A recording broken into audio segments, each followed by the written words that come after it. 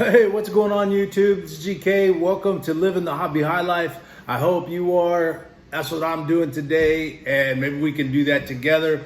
Today's real quick, man. We only had one sale, and this one is a 2019 blue Alvin Kamara.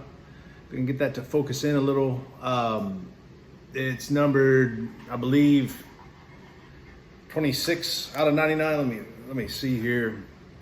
55 out of 99.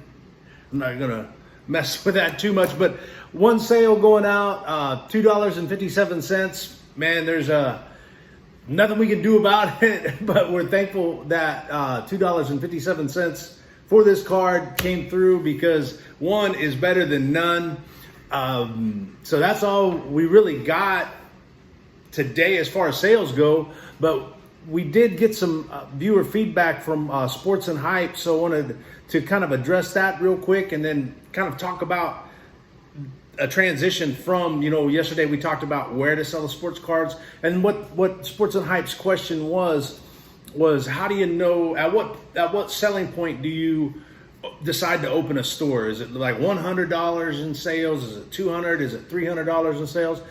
And the best answer I can give for me, right, because every situation is going to be different, because everything, whatever I'm selling and whatever you're selling, even if we're selling the same card, they can have a different price point, which would affect the total final value fees. So everything can be different. But for me, what the deciding factor was that I was limited on what I could do with my regular store listings, right? So I knew I was capped at 50 free listings, and although I got offers for more free listings, my initial insertion and final value fees were higher, right? So once I made the switch from the store, or from the regular listings to the store, my insertion and final value fees for the month dropped, and I went from paying about 12 to 16% down to 8 to 10. So on average, I'm saving 5% of my total sales in fees. But more importantly, what the store allowed for me to do was set up multi-variation listings and offer discounts to customers, and it helped. It gave me a better marketplace. So for me, it was a no-brainer, because I was able to list more cards, basically. And that in turn listed more sales.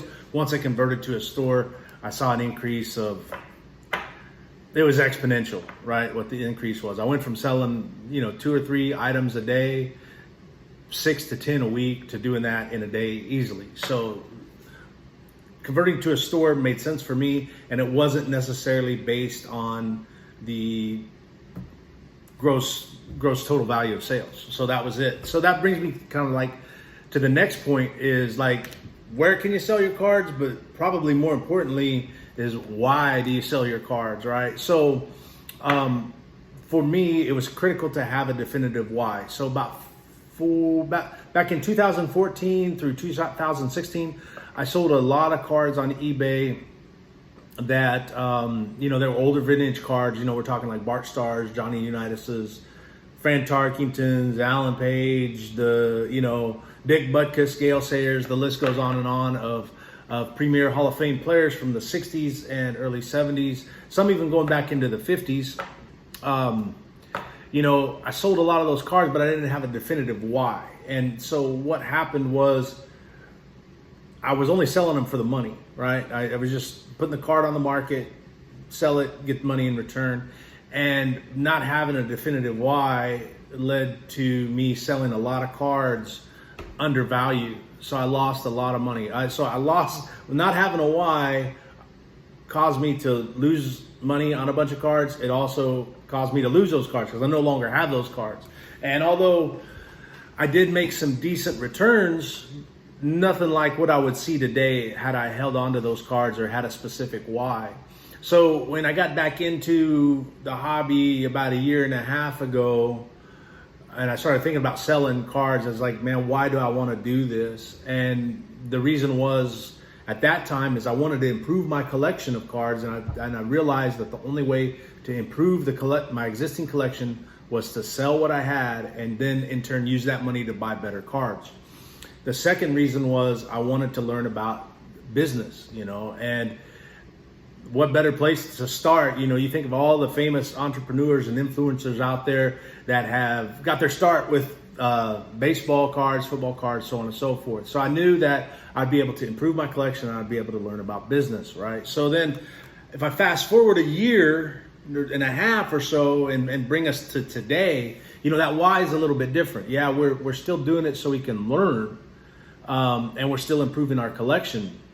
But more importantly now, like this $2.57 makes a big difference on our household income. Really, I mean, that's the bottom line. As a retired vet and full-time student, my income's fixed. So if it wasn't for this cardboard hustle, that fixed income ceiling would stay right there. But believe it or not, this $2.50 increases that ceiling, each month. So I'm grateful for those buyers that are gonna, I'm grateful for the buyers that reach out to us each day and buy cards from us. You might think, man, GK, I can't do this. I can't sell $2-3 cards all the time. And I get that. I understand that. And that's why having a why becomes critical. So for me, I wouldn't do it unless I had a pretty solid or definitive why. So now, my why has kind of grown over time. Now, there's a good possibility that, my income levels will increase in the near future. And then my why is going to evolve once again. So I've got to be flexible with that why, but I got to keep that why there. If that, hopefully that makes sense and helps you to kind of hone in and get a focus on what your why might be. I don't know. I can't answer it for you, but I do know that during the times where I had no why other than just to get a couple bucks and do it for the money, I didn't stick with the game. Number one, I didn't realize the full potential. I didn't earn as much. I didn't get as good of a return on my investment of both time and money as when I developed a solid why and stuck with it. So that's it, and that's that. Thanks for tuning in once again, everybody, man. We wish you the best of success in whatever you're doing today, because that's what living the hobby high life is all about.